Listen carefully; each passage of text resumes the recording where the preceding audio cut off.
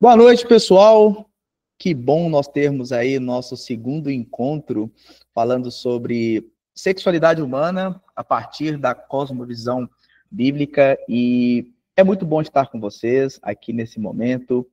É muito bom também saber que quem está assistindo a gente pelo YouTube, né?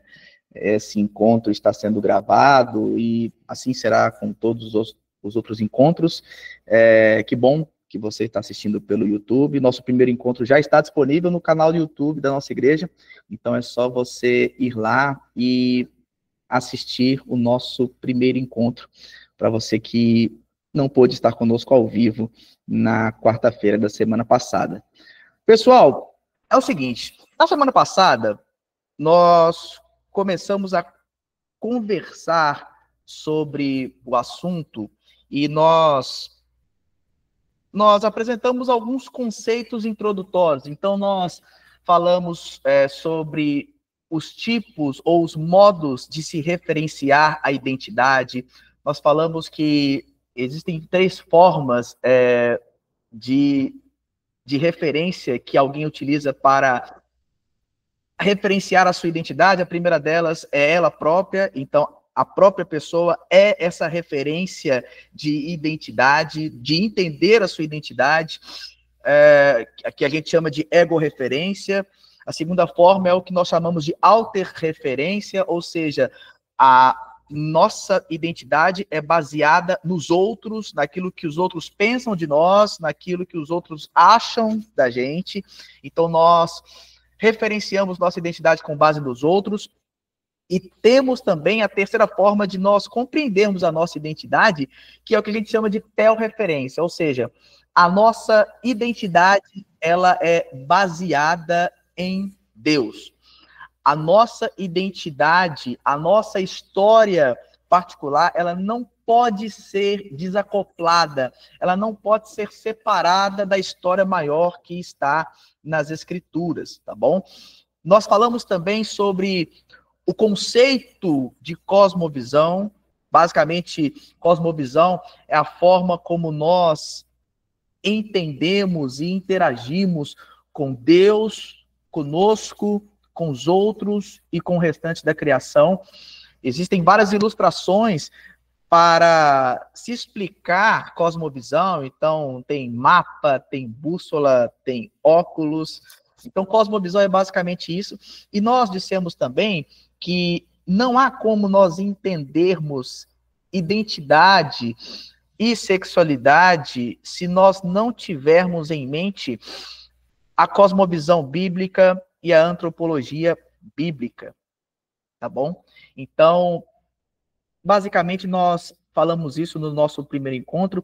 Uma coisa que nós também enfatizamos bastante é que a sexualidade é uma expressão da nossa identidade, tá? Então, quando se trata de assuntos relacionados à sexualidade, quando se trata de pecados que envolvem sexualidade, nós estamos falando de identidade, tá? E isso se aplica não apenas a questões ligadas à sexualidade, tá? Nós podemos aplicar isso ao entendimento do pecado de uma forma geral. Até porque vocês bem sabem que quando uma pessoa ela comete um pecado, quando ela exterioriza o pecado, é só o último ato. Porque o pecado, na verdade, ele já nasceu lá atrás, ele já nasceu no coração humano, ele já nasceu ali. Então, quando a pessoa ela peca, quando ela consuma o ato pecaminoso, é só o último ato ali. E isso diz muito para nós, mas ao mesmo tempo não diz. Por que diz? Porque geralmente a gente identifica, obviamente, o ato pecaminoso, o pecado em si, mas geralmente a gente tem a tendência de, quando a gente vai aconselhar alguém, quando a gente se depara com uma situação, a gente costuma atacar o problema dando enfoque tão somente no ato em si. E a gente vai ver hoje que o pecado é uma questão muito mais profunda, porque o pecado é uma questão do coração. E tratar de coisas relacionadas ao coração humano não é fácil, tá? Tem uma frase do João Calvino que eu gosto muito, que o João Calvino diz que o coração do homem é uma fábrica de ídolos. E é verdade, nós temos muita facilidade em criar ídolos no nosso coração. E a gente precisa entender o coração humano, porque é lá que está a raiz do problema, é lá que está o cerne da questão, né? Então, eu vou compartilhar com vocês a minha tela para a gente conversar um pouco mais. Só um minutinho. Só esperar aqui abrir.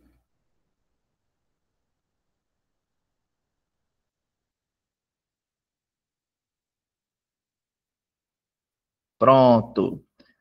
Pronto. Minha tela está aparecendo aí para vocês. Só dá um joinha para mim aqui. Se alguém puder dar um joinha ou falar um sim. Tá aparecendo aí minha telinha? Tá, né? Beleza. Beleza. Vamos lá.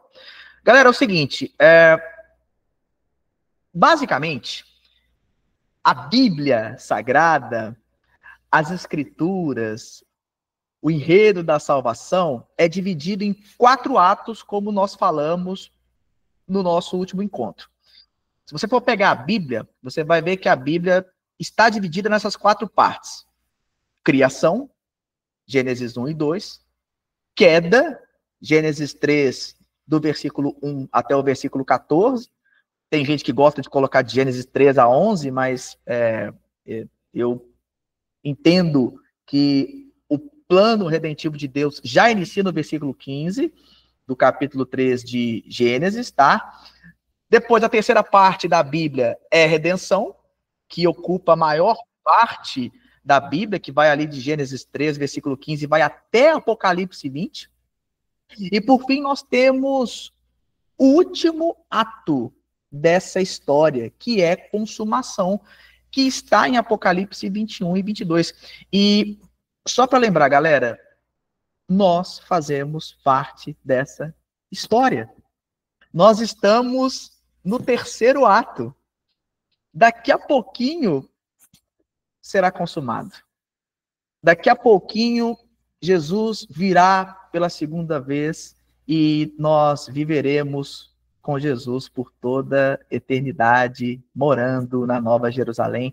E essa é a esperança nossa, nós vivemos ansiosos, felizes, alegres por sabermos disso, tá? Então, esse é o panorama da Bíblia, esse é o panorama da cosmovisão bíblica, até porque não há como nós concebermos a ideia de cosmovisão bíblica sem termos as escrituras como base, então é impossível, tá? Então, essa é a estrutura da Bíblia, essa é a estrutura da cosmovisão cristã, tá bom?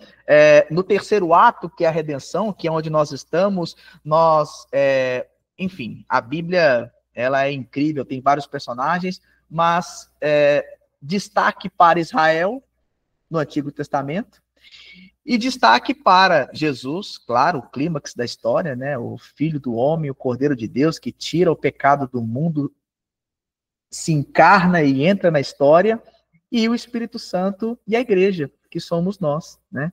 Então, basicamente, quando a gente olha para a Bíblia, a gente vai ver que no relato da criação, nós vamos identificar onde tudo começou. Como que tudo começou?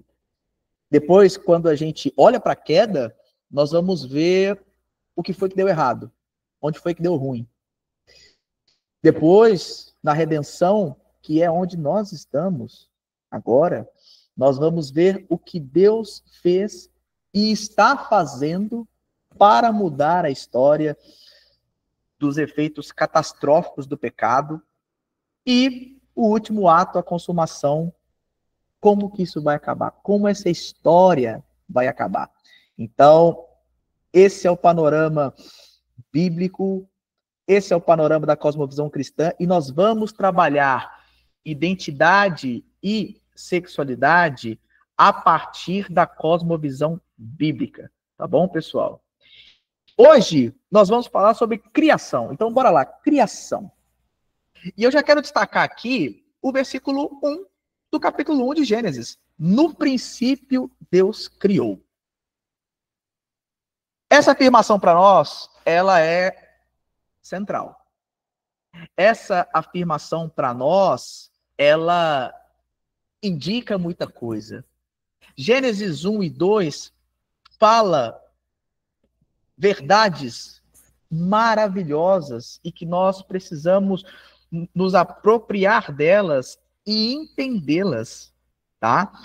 Francis Schaeffer vai dizer que se ele tivesse 5 minutos para evangelizar alguém, ele gastaria 90% do tempo para falar sobre criação.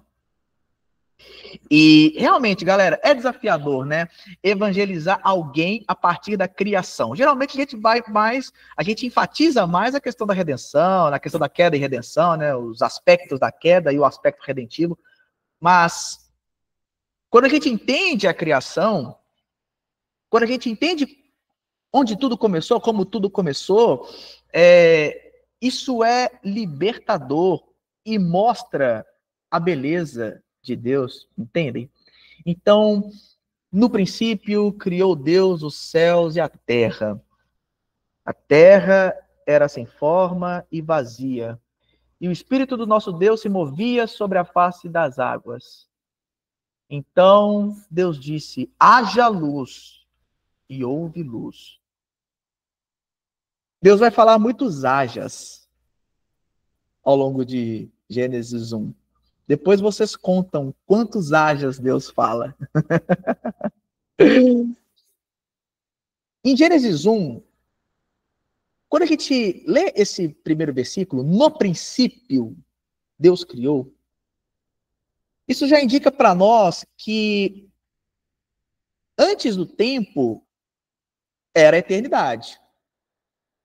Então, não havia tempo como nós concebemos hoje. No princípio, era ausência de tempo. No início, no princípio, era o ambiente do eterno que havia. O tempo, como a gente entende hoje, ele é criação de Deus. E esse versículo, além de dizer que no início era a eternidade, esse versículo vai falar para nós que no princípio era Deus, não era o acaso. O cosmos, o universo, ele não foi criado por um acaso, por uma coincidência de fatores que convergiram de uma maneira extraordinária e pum! Tá tudo aí. A vida, as coisas, ó, do nada. Não, gente. Claro que não. Claro que não. No princípio era Deus, tá? Deus é aquele que está no princípio. Deus, ele é criador dos céus, Deus, ele é criador da terra, Deus, ele é criador de toda a realidade como a gente enxerga hoje. Então, se no princípio Deus criou, Deus sempre existiu. Deus, ele é eterno. Deus, ele é incriado. Por que incriado? Porque Deus, ele é eterno na sua totalidade. Ele sempre existiu. Não tem falta nele. E por ser eterno, por ser incriado, por ser absoluto, por ser supremo, a partir dele, tudo que a gente vê, tudo, toda a realidade, tudo veio à existência. Então, Deus criou tudo do nada. Tinha nada, gente. Tinha nada. Então, se Deus criou tudo do nada, nada do que existe está fora de Deus. Se Deus criou tudo do nada, nada do que existe está fora de Deus. A partir de Deus, tudo foi criado. A partir de Deus, todas as coisas vieram a existir, vieram a existência, tá? E essas afirmações, elas são muito importantes porque nós devemos sempre lembrar quem Deus é para que a nossa fé ela seja renovada diariamente. É preciso nós nos perguntarmos e, ao mesmo tempo, irmos para a resposta: quem é Deus? E quando a gente vai para Gênesis 1, a resposta está lá. E quando a gente vê esse Deus eterno, atemporal, da sua totalidade, esse ser absoluto, criou todas as coisas, inclusive eu e você, não tem como isso nos levar, ou melhor, não tem como isso não nos levar a um maravilhamento, não tem como isso não nos levar, galera, a uma contemplação, não tem como isso não nos levar à adoração. Não tem como. Não tem como. Se você tem a percepção de quem Deus é das Escrituras, não tem como você não se maravilhar com ele. É impossível. É impossível. Quando a gente vê Deus criando, em Gênesis 1, a gente percebe que Deus, ele já estava se movendo em missão quando ele estava se movendo sobre a face das águas. Quando a terra ainda era sem forma e vazia, né, como diz o versículo 2. E a gente vai lendo e vai vendo que tudo era escuridão, era inabitável, era inóspito, né? Era vazio.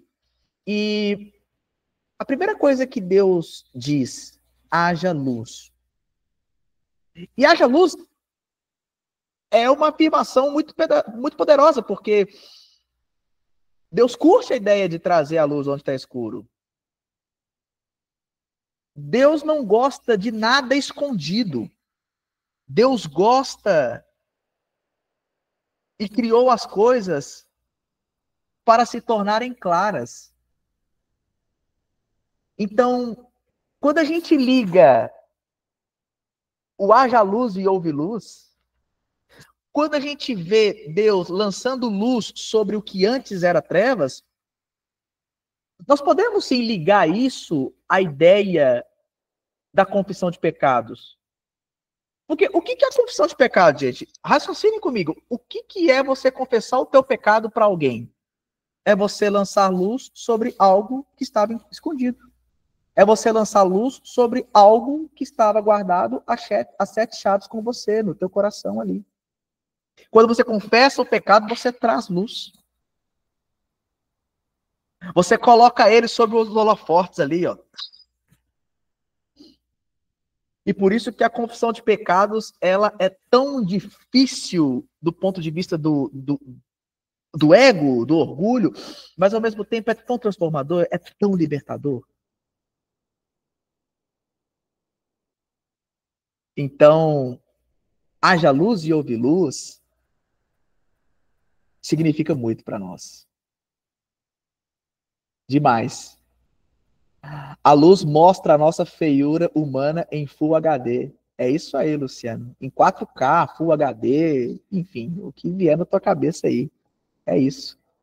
A luz mostra o quão miserável nós somos. Essa que é a verdade. A gente vai continuando a leitura de Gênesis 1 e nos primeiros 3 dias da criação nós vamos vendo Deus resolvendo o problema da forma. Como assim o problema da forma? Se a gente for pegar os 6 dias da criação, a gente percebe que os 3 primeiros dias, Deus ele vai se preocupar em sanar os problemas da forma, os problemas exteriores. E nos 3 últimos dias, Deus ele vai focar no aspecto do conteúdo da criação, tá? Preencher a criação, né, do ponto de vista interno. Então, nos 3 primeiros dias, Deus está resolvendo a forma da terra. A forma, ela é importante para Deus. E não só é importante para Deus, como a forma é uma declaração teológica. A forma, ela aponta para o Criador, né? Então, Deus vai criando ali no primeiro dia, no segundo dia, no terceiro dia, e vai criando, vai, né? Enfim. E a partir do quarto dia, Deus ele vai passar a resolver a questão do conteúdo. E quando eu falo a questão do conteúdo, gente, o que eu estou querendo dizer é que Deus está resolvendo o problema do vazio da terra. E como que Deus vai fazer isso? Preenchendo os espaços, separando as águas e os céus, enchendo a forma, tá? E isso vai desembocando, quarto dia, quinto dia, sexto dia. Então, se a gente olhar os 6 dias da criação, tanto a forma quanto o conteúdo da criação, eles são importantes para Deus. Isso significa que Deus se importa tanto com as grandes coisas quanto com as pequenas. Deus ele se importa tanto com o que é macro quanto com o que é micro. Deus ele está criando a realidade, organizando a criação e dando sentido à criação. Prova disso, por exemplo, é quando ele cria os luminares e as estrelas e colocam elas no firmamento dos céus. Percebem? Então, Deus, ele ao mesmo tempo que está criando a estrutura, ele está dando direção a essa estrutura criada. E é aí que a gente precisa conversar e falar um pouquinho sobre estrutura e direção. Porque nós vemos isso ao longo de Gênesis 1 e 2. Deus criando algo e, ao mesmo tempo, dando um direcionamento para esse algo criado. Tá? Olhando para Gênesis 1 e 2, gente, a gente pode interpretar eles como um guia para nós entendermos a história das origens, né? E a gente entende essa história das origens a partir da estrutura e direção, tá? Então, por que Gênesis é escrito? Fala de Gênesis principalmente. Vejam, a galera tinha acabado de ser liberta do cativeiro egípcio. O povo estava sendo oprimido lá por 400 anos, os hebreus. Eles foram tirados de lá. E eles precisavam conhecer quem que era esse Deus que realizou tanta coisa em prol deles. Porque aquele povo, galera, eles cresceram imersos na cultura egípcia, na cultura do Antigo Oriente Próximo ali. Então, para ele, naquela época, era Deus Sol, Deus Lua, Deus. Tinha Deus para qualquer coisa. Então, Gênesis é muito para explicar que há um único Deus verdadeiro, criador de todas as coisas. Tudo que foi criado foi a partir de Deus, foi a partir de Yahvé, foi a partir do grande eu sou. Então, a intenção de Gênesis, principalmente os primeiros capítulos, é apresentar a esse povo quem é esse Deus, que além de libertador, é o criador, sustentador de todas as coisas e quer se relacionar com esse povo. Então, por isso que Gênesis é escrito. Gênesis 1 e 2 não tem, galera, a intenção de ser um livro científico, tá? A gente está falando aqui de era pré-científica em Gênesis, tá? Então, essas viagens que alguns tentam fazer de tentar ler Gênesis 1 e 2, tentar acomodá-los a visão que a gente tem hoje de ciência moderna, gente, é doideira isso, tá? Doideira, total. Mas, voltando à questão da estrutura e da direção, a gente vê a história das origens desses 2 primeiros capítulos, tá? E, como eu falei, Deus, ele vai criando as coisas e, ao mesmo tempo, vai dando direção para aquilo que ele está criando. Então, a gente vê estrutura criada e direção daquilo que Deus criou. E aí você pode, talvez, se perguntar, mas e quando o pecado entra no mundo? Em Gênesis 3. O que o pecado mudou? O pecado, ele mudou a estrutura criacional? O pecado, ele mudou, foi a direção? O pecado, ele mudou as duas coisas? O que foi afetado pela queda? O que foi afetado pelo pecado? Primeiro ponto, ninguém muda o que Deus estabelece como estrutura. Nem o pecado. Nem o pecado. O pecado, ele não afetou a estrutura criacional. O que o pecado afetou foi a direção. Por quê? Por que a direção? Porque agora a humanidade caída, ela quer usufruir da criação de Deus de uma maneira diferente do propósito para o qual ela foi criada. Percebem? Então,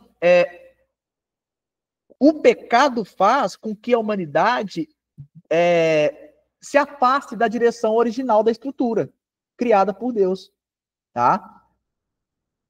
Então, quando Deus cria o ser humano, Deus ele cria o ser humano de uma maneira diferente do restante da criação, né? Quando a gente vai ler os versículos 26 a 28, lá diz: façamos o homem à nossa imagem e semelhança. Vejam, façamos. Olha a trindade envolvida aí, ó. Façamos o homem à nossa imagem e semelhança. Façamos. Olha que legal. Inclusive, isso está na lição 8 da nossa revista de Escola Bíblica Dominical. Vai falar sobre Gênesis 1. Vai falar sobre a criação do homem. Então, quando Deus diz, façamos o homem à nossa imagem e semelhança, Deus também está dando estrutura e direção ao homem. Deus, ele cria o homem, a imagem de Deus, e dá uma direção para o homem. Que é o quê? Sejam férteis, multipliquem, subjuguem a terra. Deus, ele cria o homem, a sua imagem e semelhança, e dá uma direção para ele. Então, quando o homem cai no pecado, ele se afasta da direção para a qual Deus criou ele, né? Então, pecado, gente, de um modo geral, como que a gente pode entender o pecado? O que é o pecado? Pecado é mudança da direção da estrutura criada por Deus.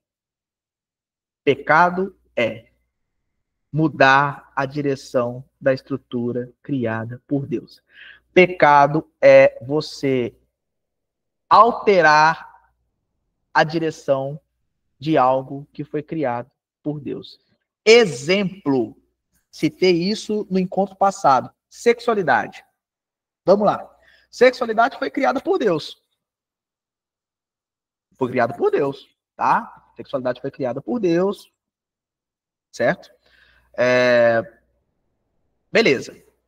Aí veio a queda, tá? O que foi afetado com a queda? A sexualidade em si ou a forma como a sexualidade ela é desfrutada? A forma como a sexualidade é desfrutada. A sexualidade ela continua existindo, O sexo ele continua existindo. Não mudou. O que muda é a forma como a humanidade se relaciona com o sexo. Porque se a estrutura criacional de Deus fala que a sexualidade a relação sexual, vou colocar em termos mais práticos aqui, se a estrutura criacional é que a relação sexual ela se desenvolve num contexto de matrimônio, o pecado faz com que a humanidade diga, não, não, relação sexual não precisa ser só no matrimônio, não precisa ser só depois de casar. Eu posso ter relação sexual antes de me casar. Aliás, eu posso ter relação sexual com quem eu quiser. Meu corpo, minhas regras. Sou livre. Ou então, não, eu sou casado, mas, não significa que eu tenho que ter um relacionamento íntimo apenas com a pessoa com quem eu me casei. Não, tem tanta gente aí, né? Poxa. Hoje em dia até se fala de relacionamentos, como é que fala? Poligâmicos, trissal, essas paradas todas aí. O que é isso, gente? É tudo alteração da direção estabelecida por Deus para a sexualidade. É simples assim. Percebem que a sexualidade em si, o sexo em si, ele não mudou por causa do pecado, e sim a forma como o ser humano quer utilizar dessa estrutura. Entendem? Voltando para Gênesis 1 e 2, Deus ele cria o ser humano, e quando Deus cria o ser humano, Deus dá para o ser humano, Deus dá para a humanidade, não apenas o que o ser humano tem, mas Deus dá o que o ser humano é. Deus ele não dá só um corpo para a humanidade. Deus dá também uma identidade que tem como referência ele, Deus. Afinal de contas, nós fomos feitos à imagem e semelhança dele. Tá?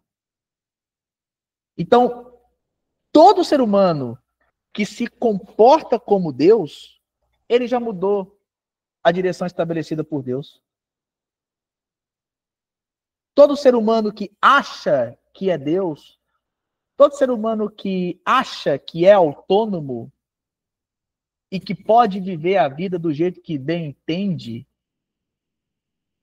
ele ele já ele já substituiu Deus no coração dele por ele mesmo. E a gente pode concluir, inclusive, que essa pessoa que substituiu Deus por ela mesma, ela construiu um altar no seu coração gigantesco. E que só pela misericórdia do Senhor e pela atuação do Espírito Santo esse altar pode ser quebrado e esse ídolo substituído por Deus, o verdadeiro Deus, que é a referência da nossa identidade. A gente olha para... Às vezes a gente olha para... Às vezes a gente recebe pessoas que estão passando por um momento delicado em termos de, enfim, estão voltando para a igreja agora, ou estão conhecendo Jesus agora, e que tiveram um grande envolvimento enfim, com o pecado de uma maneira geral. E, infelizmente, e eu falo aqui de um modo geral, tá, gente?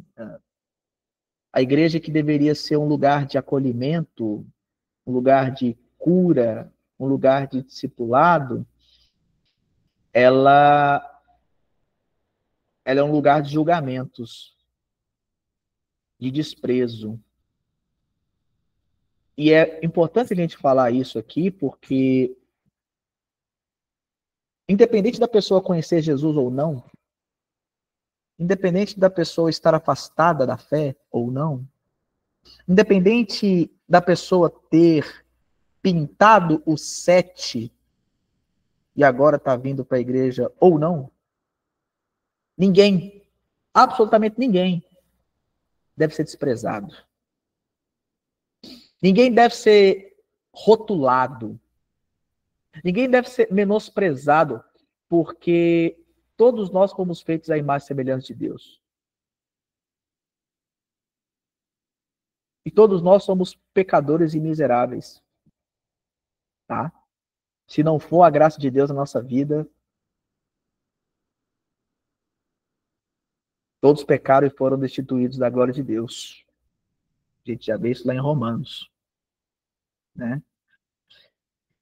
A gente não pode desprezar as pessoas, marginalizar pessoas por causa da sua história, do seu contexto, do seu passado, ou até mesmo da sua situação atual.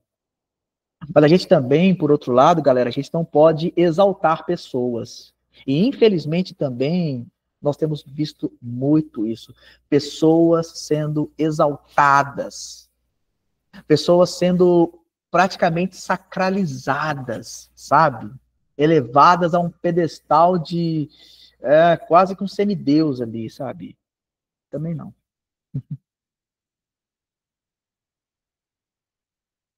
Nós precisamos falar de pessoas nem menosprezando elas, muito menos exaltando elas. Nós precisamos falar de pessoas como sendo portadoras da imagem de Deus.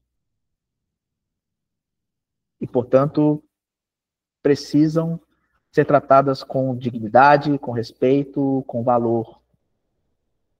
Tá? A gente, na caminhada da fé, há duas etapas. Há uma etapa inicial que é a salvação. Então, eu e você, nós, enfim, um dia nós levantamos as mãos, nos arrependemos dos nossos pecados, confessamos Jesus como nosso único Senhor e Salvador, e pela graça de Deus, mediante a fé em Cristo Jesus, nós fomos salvos.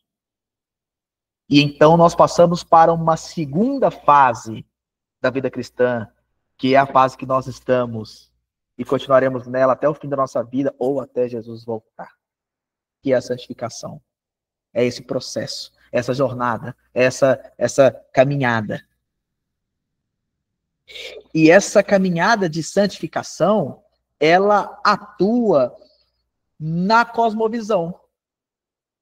Por quê? Porque o pecado, ele contamina a cosmovisão através de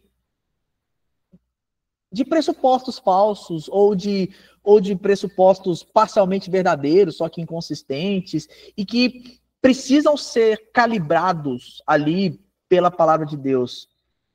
O processo de santificação, gente, ele é importante para a gente, então, porque santificação é nós alinharmos a nossa vida à direção estabelecida por Deus no princípio, lá em Gênesis 1 e 2. Então, santificação é apontar a minha mente e o meu coração para o propósito estabelecido por Deus na criação. Isso é santificação. E isso é diário. Isso é para sempre. Isso faz parte da nossa caminhada. Então, fechando essa questão de estrutura e direção, galera, o que a gente enfrenta hoje é exatamente mudança de direção. Tá? A gente falou no encontro passado sobre antropologia bíblica, né? Então, antropologia é estudo do homem, antropologia bíblica é estudo do homem a partir da palavra de Deus. E quando a gente vai estudar o ser humano, quando a gente vai estudar o homem a partir da palavra de Deus, a gente percebe que nós, seres humanos, ao mesmo tempo que nós somos diferentes, nós temos diferenças históricas, linguísticas, culturais, sociais.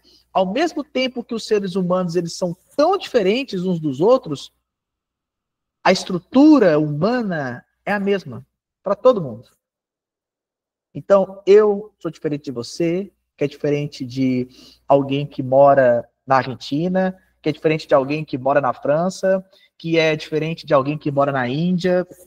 Diversas diferenças, mas a estrutura humana, divina, ela é a mesma para todo mundo. Para todo mundo.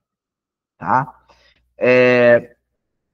Deus, ele então criou o homem, criou a humanidade ali no sexto dia.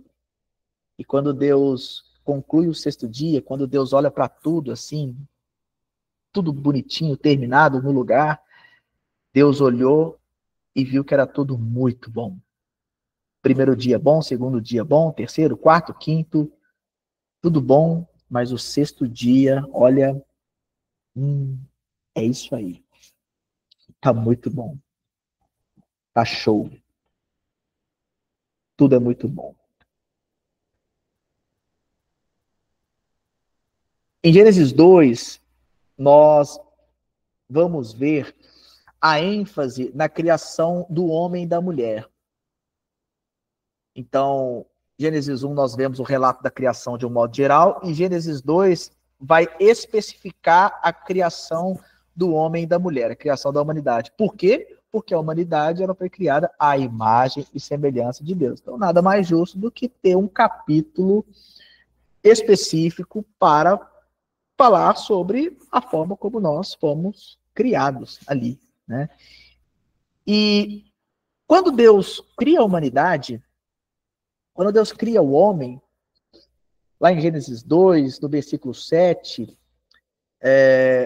vai dizer que Deus formou o homem do pó da terra e soprou-lhe nas narinas o fôlego de vida, e o ser humano se tornou um ser vivente. Quando a gente olha para esse versículo, galera, a gente vê que Deus, ele dá ao homem, Deus dá à humanidade uma dimensão material e uma dimensão imaterial. Como assim, Lincoln? O que você está querendo dizer, cara, com dimensão material e imaterial? Cara, que viagem é essa aí? Quando a gente fala de dimensão, perdão, material, Deus criou o homem do pó da terra. Pó, matéria, orgânico, tá? Matéria mesmo. Há uma dimensão material ali. Deus, ele modela o homem a partir do pó da terra. Só que quando Deus termina de modelar, criar o homem do pó da terra, o homem já sai falando, correndo, pulando, já sai aí interagindo. Não, claro que não. Por quê? Porque faltava algo. Faltava no homem, como imagem e semelhança de Deus, uma dimensão que não é material, que não é terrena. Faltava uma dimensão imaterial. Que dimensão imaterial é essa? Que dimensão divina é essa? O sopro de Deus nas narinas do homem. Deus soprou o homem nas narinas, o fôlego de vida, e quando Deus sopra nas narinas, aí sim o ser humano se tornou um ser vivente. Aí sim ele. Uau! Que é isso aqui, gente? Quem sou eu?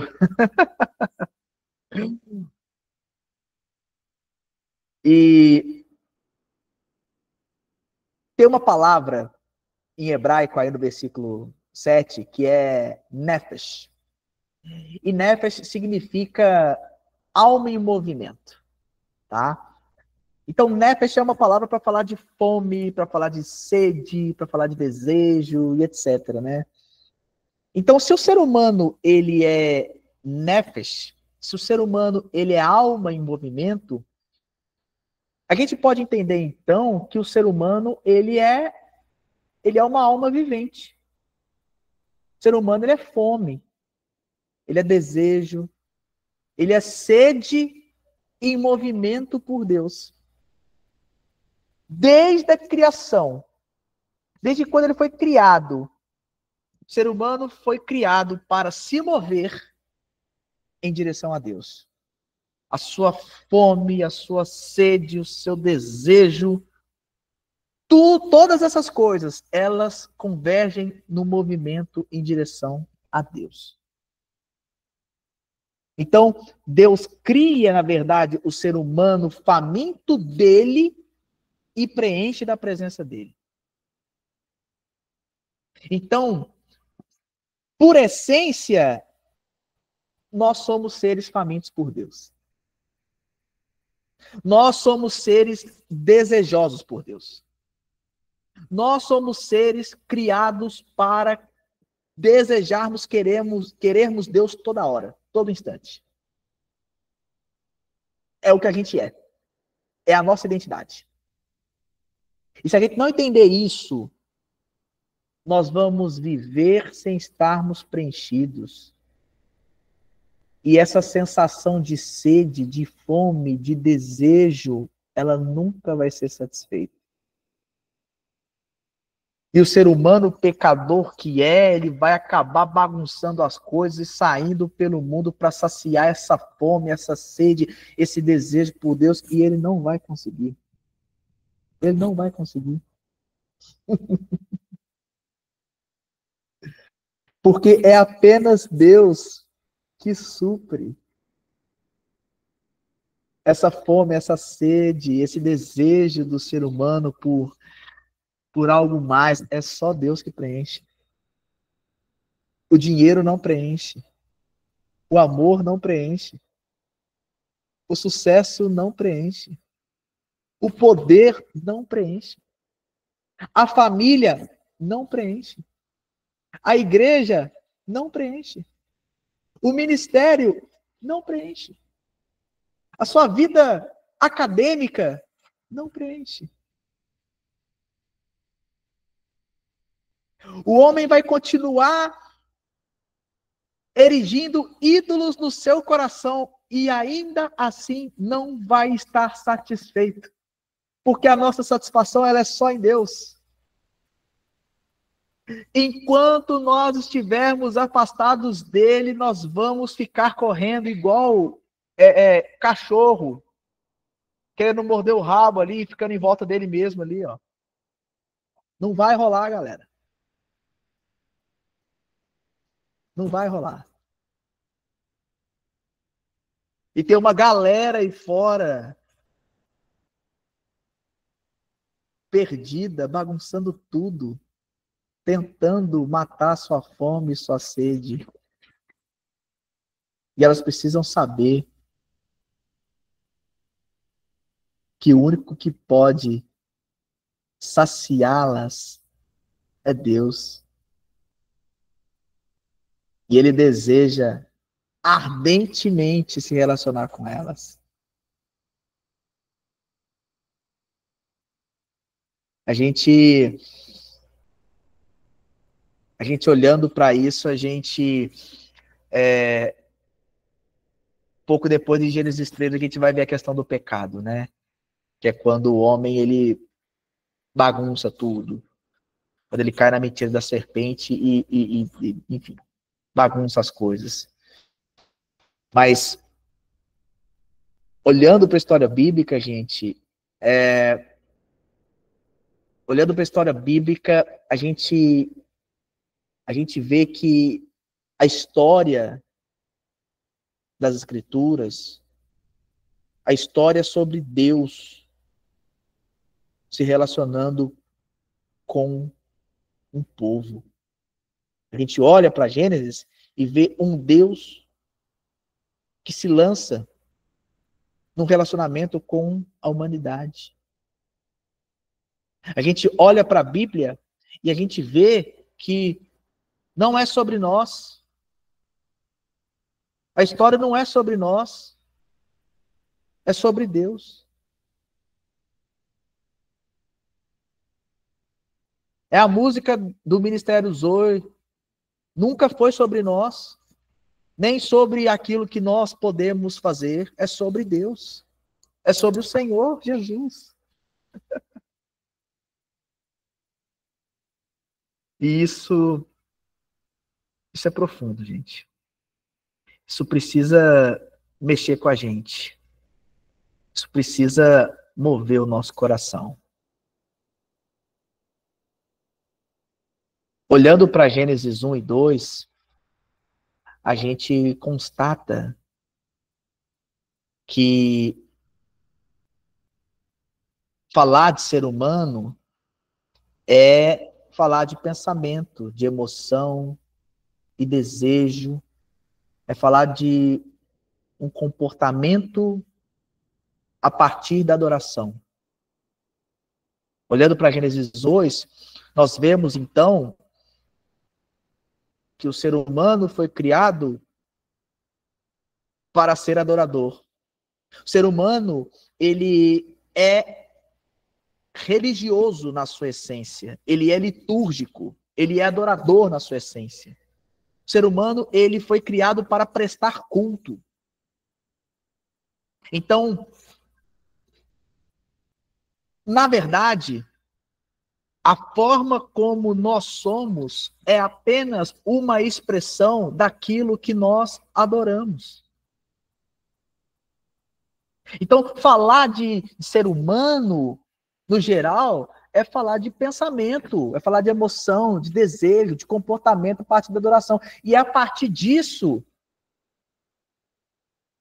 que o ser humano toma a decisão de como agir.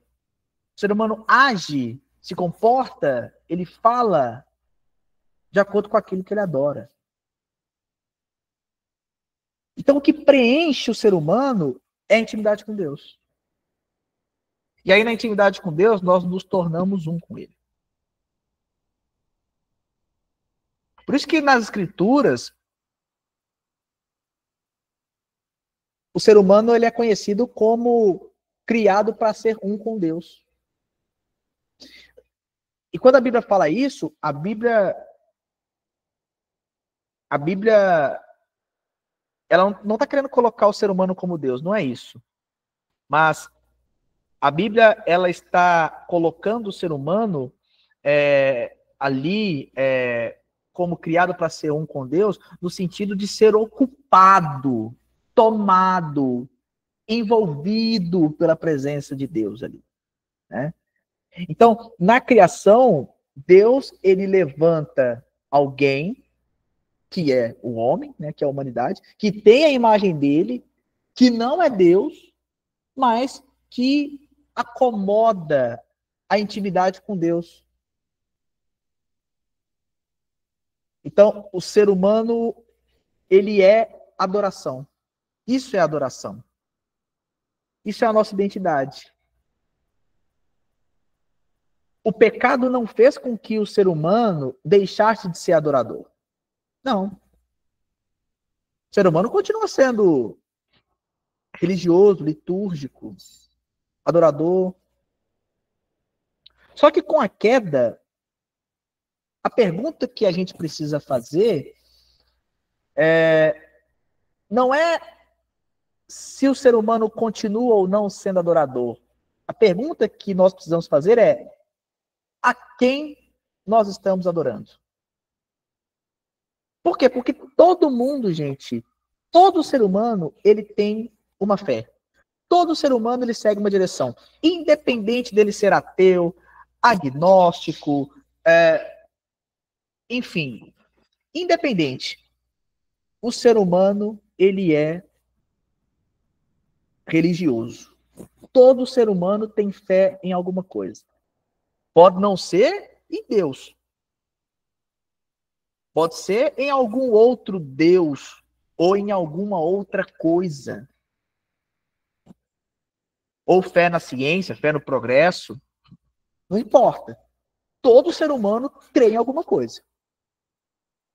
Então, a pergunta que a gente precisa fazer, então, é: a quem o ser humano está adorando? A quem? E eu gosto muito de dois autores, e eu até trouxe aqui frases deles, né? Primeira coisa, galera, você se torna aquilo que adora.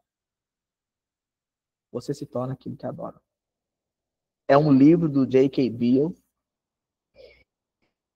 E nesse livro, o J.K. Beale vai falar sobre... Ele vai trazer a teologia bíblica da idolatria. Então, é um livro que o J.K. Beale vai falar sobre idolatria a partir da teologia bíblica. Ele vai esmiuçar tudo que a Bíblia fala sobre idolatria. E aí ele afirma, você se torna aquilo que adora.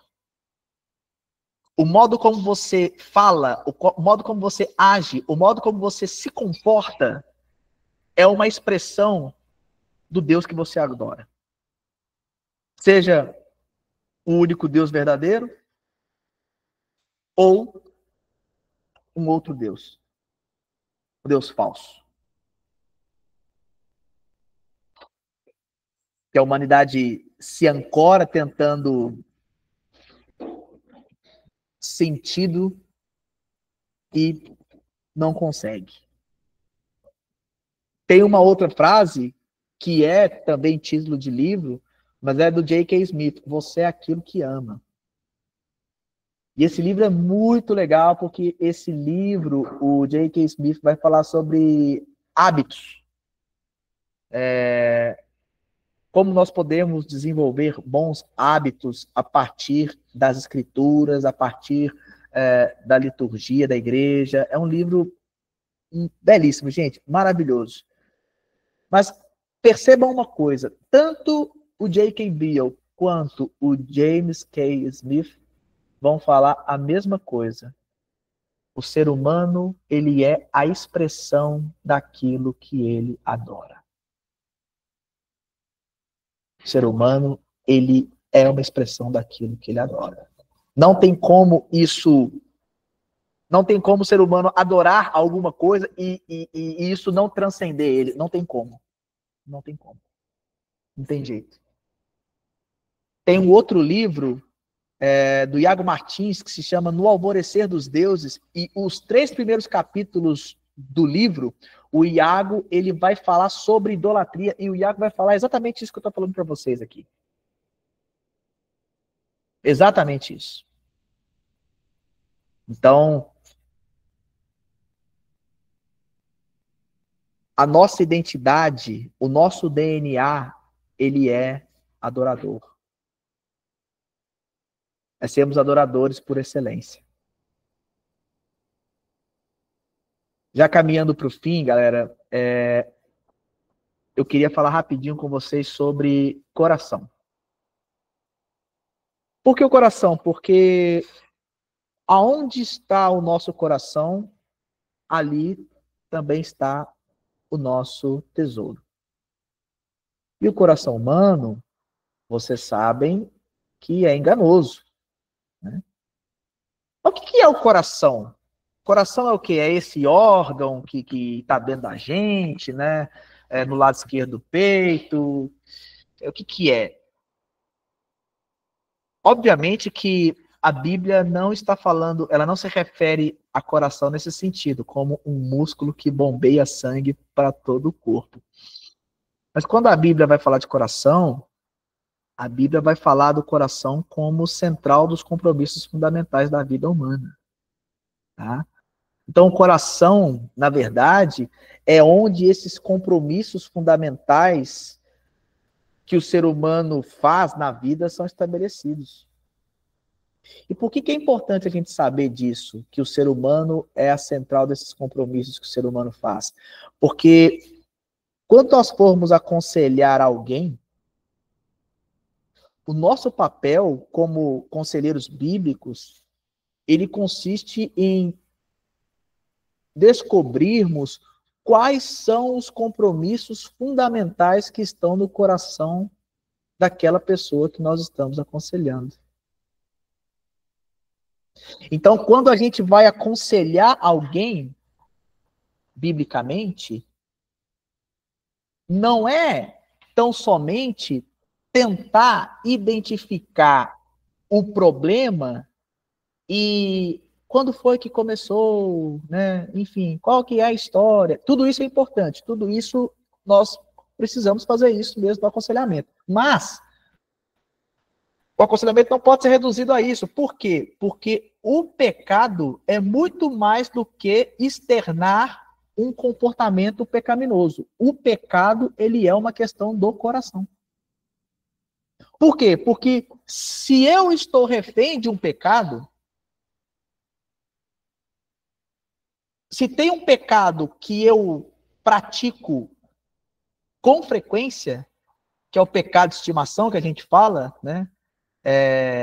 Não, tem esse pecadinho comigo aqui, não, já tentei largar, não consigo, o bicho é danado demais, mas tá tranquilo, o importante é eu tô lá na igreja. Não. Questão vai muito. O pecado, gente, ele é só a ponta do iceberg. O negócio é muito mais profundo, é o que está por baixo ali. É a geleira que está por baixo do mar ali. Ali é o coração. Porque no coração é onde está o ídolo. No coração é onde está o altar do Deus falso que foi erigido. É ali que está o X da questão. Então, no aconselhamento bíblico, nós temos que pedir a direção do Espírito Santo para nós conseguirmos enxergar o coração daquela pessoa. É pedir para o Espírito Santo lançar a luz sobre aquela pessoa, de modo que a gente consiga enxergar o coração dela e ver quais compromissos que aquela pessoa assumiu e quais compromissos eles mentem em alguma coisa sobre Deus, entendeu? Então, por isso que entender criação, galera, é tão importante. Porque nós precisamos saber quem nós somos à luz das Escrituras, nós precisamos saber a razão da nossa identidade, nós precisamos saber que nós somos seres adoradores, litúrgicos, e que a chave de tudo está no nosso coração. Para onde o nosso coração está apontando? Se os compromissos que nós estamos assumindo em nossos corações são compromissos que apontam para Deus, para a vontade de Deus, para a direção estabelecida por Deus, ou para a direção contrária.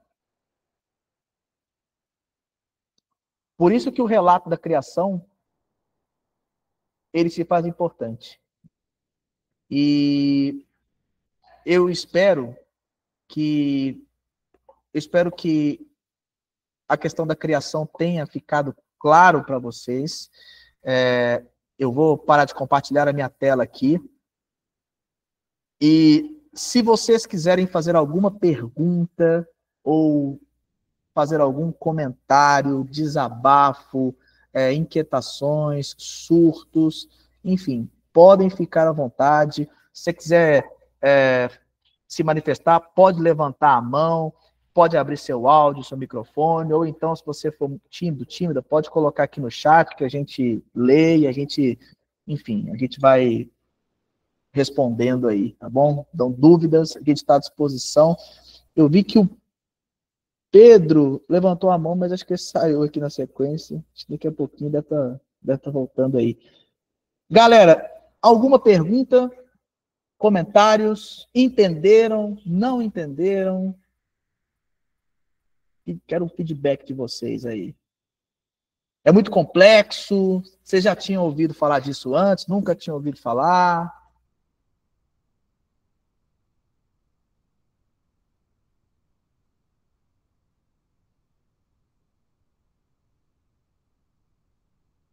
Vocês já receberam alguma demanda, vocês como líderes de jovens, e pastores aqui presentes também, né, que estão presentes, vocês já receberam ou estão trabalhando em alguma demanda relacionada à área da sexualidade?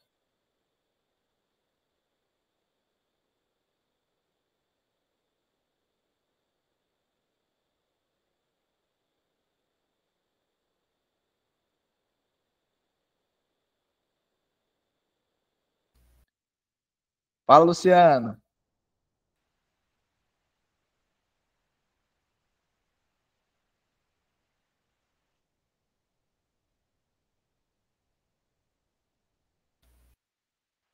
muita...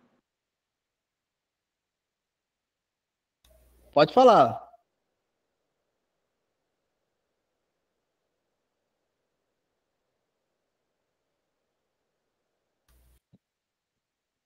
Tá aí, Luciano? Não tô conseguindo te ouvir, cara. Tá mutado pra gente aqui.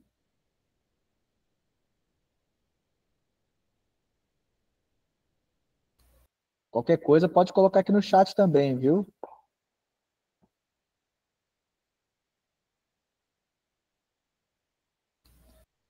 Galera, dúvidas, perguntas, comentários? Oi, Lincoln. Tá me Agora ouvindo? sim. Eu tava com Agora te com ouço. outro fone e o microfone não estava funcionando. Lincoln, nessa última convenção internacional que aconteceu em Orlando, foi criada uma carta sobre o matrimônio, né? E nessa carta a igreja reconhece que um dos grandes gargalos na igreja evangélica de forma geral é o aconselhamento pré-matrimonial, né? Que a gente percebe que os divórcios têm aumentado e no nosso país, né, no Brasil, e que a Igreja de Deus da Profecia entende que um aconselhamento pré-matrimonial seria algo que poderia contribuir com casamentos mais fortes e tudo isso, né? Então, a gente sabe que isso é algo que precisa ser feito, né? Não apenas no nosso ministério, mas como Igreja de Cristo de forma geral. Eu acho assim que existe algumas diferenças de opiniões dentro do matrimônio, o que pode e o que não pode, né? Mas eu acredito que nesse período, nessa janela de tempo pré-matrimonial, eu acredito que limites são mais doutrinários das congregações, são mais diferentes, né? Por exemplo, o namoro. Algumas congregações estabelecem limites ali diferentes de outras, né? Por exemplo, a gente fugindo do lugar comum, como tu disseste, né? Não quero dizer aqui em relação, por exemplo, o ato sexual tem que ser feito dentro do matrimônio. As congregações não divergem em relação a isso. Mas outros limites, como, por exemplo, o beijo, tempo de namoro, tempo de noivado, o namoro, de fato, é algo que... um estudo bíblico mesmo disso, né? Então, a pergunta que eu te faço é em relação a esse aconselhamento pré-matrimonial, como que tu acha que a gente pode inserir isso dentro da igreja, visto que a IDP tem trabalhado nisso, eu percebo isso, né? Que ela sente que tem que rumar nessa direção, mas que ainda não tem um documento pronto, que eu acredito que em algum momento vai ter uma cartilha, né? Algo do tipo, algum documento mais robusto desse aconselhamento pré-matrimonial. Como que nós, enquanto liderança, podemos aconselhar as pessoas que desejam seguir em direção ao matrimônio nesses limites dentro da nossa congregação? Boa, boa. Obrigado, mano. Cara, vamos lá. Aconselhamento pré-matrimonial. Eu parto do princípio de que esses casais que estão prestes a se casar, eu entendo que eles deveriam passar por um discipulado. Mesmo. Por quê? Porque, geralmente, tá? Quando se fala em aconselhamento pré-casamento, já vi muito haver ali 1 ou 2 encontros no máximo para falar sobre o assunto e é aquilo ali. Eu parto do princípio de que o discipulado ele requer mais tempo e constância de conversar com esses casais, apresentar para esses casais, nesse discipulado, a perspectiva bíblica acerca do casamento. O que é o casamento? Qual a direção que Deus dá para o casamento? Qual o propósito de Deus para o casamento? O nosso aconselhamento, galera, nós não falamos coisa da nossa cabeça, não. Nós falamos a Bíblia. O aconselhamento bíblico é aconselhar alguém tendo como parâmetro, como base, como norte, as Escrituras Sagradas. Tá? Então, apresentar para essas pessoas tudo o que a Bíblia diz sobre casamento. E isso requer caminhada. Isso requer discipulado. Isso requer um acompanhamento mais de perto desse casal que está prestes a se casar. E sabe por que isso é importante, galera? Porque, gente, se com o aconselhamento pré-nupcial às vezes dá ruim, quem dirá sem? Né? Então, eu parto do princípio que um discipulado intencional é o melhor caminho, tá? E eu dou graças a Deus pela nossa igreja ser diligente e ter essa preocupação, porque, como você disse, né, infelizmente o índice de divórcios ele tem aumentado exponencialmente, não só no Brasil, no mundo de uma forma geral, mas aqui no Brasil muito, tá? Principalmente após a flexibilização da lei do divórcio, a partir ali de 2004, os índices de divórcio realmente eles aumentaram demais e isso é muito, muito preocupante, né? Então, discipulado, aconselhamento bíblico, apresentação da perspectiva bíblica sobre o casamento. E enfatizar que casamento, propósito do casamento é até que a primeira briga venha? Até o primeiro boleto para pagar? Não. O casamento é até que a morte os separe. Aqui em casa a gente costuma brincar o Iapano, né? Casamento é nas buenas e nas malas. É no bom e no ruim. Né? É no doce e no amargo. É no mel e no fel. Isso é casamento. Tá? Isso é casamento. No dia que eu me casei, no dia, acabou a cerimônia. Fui nas mesas, né, cumprimentar os convidados, apertar a mão. E eu nunca mais esqueço. Tinha um casal, né, casar de muito tempo, falou assim: meu filho, parabéns pelo casamento. Casamento é você comer um saco de sal todo santo dia. Na hora, eu achei, nossa, gente, mas nossa, que eu acabei de casar há 5 minutos. Nossa, né? Que agradável ouvir isso. Mas aqui, eu nunca mais esqueci, porque é verdade. Tudo isso é verdade. É comer um sal mesmo por dia. Então, bem, é isso, mano. Discipulado, aconselhamento bíblico, acompanhamento constante, de perto, discipulado mesmo, como deve ser. Tá? Muito bom, Lincoln, obrigado. Eu acho até que essa carta sobre o matrimônio, né, do Comitê, acho que de Doutrina da Igreja, pode ajudar nesse processo de discipulado aí, porque tem muito estudo bíblico ali, os textos, né, até os pontos de vista divergentes, fala até sobre celibato nesse documento, então é muito importante.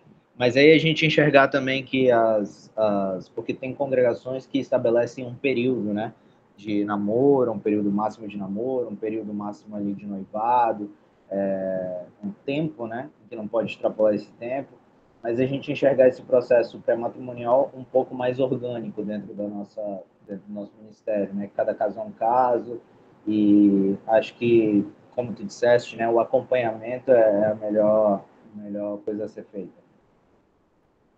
Exato, mano, exato. Essas diretrizes que a igreja tem sobre matrimônio são muito importantes e servem, inclusive, para apoiar o nosso aconselhamento bíblico, porque nós vamos apresentar ali tanto a perspectiva bíblica, quanto também a perspectiva da nossa igreja. Que, lembrando, gente, que a nossa igreja ela tem um Comitê Internacional de Estudos Bíblicos, tá? Então, assim, há mestres, doutores, há um corpo de teólogos que pensam as escrituras. Então, essa carta que foi lançada recentemente, isso foi objeto de anos de estudo sobre as escrituras, sobre os ombros de grandes teólogos, enfim, tudo muito bem organizado, tá? E vem para somar nesse papel aí de discipulado de casais que estão aí às vésperas de se casarem, tá bom? Mais alguém, gente? Mais alguma pergunta, comentário, inquietação?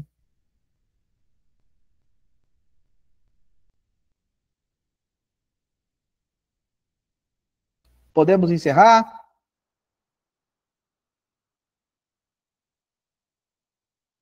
Beleza, beleza.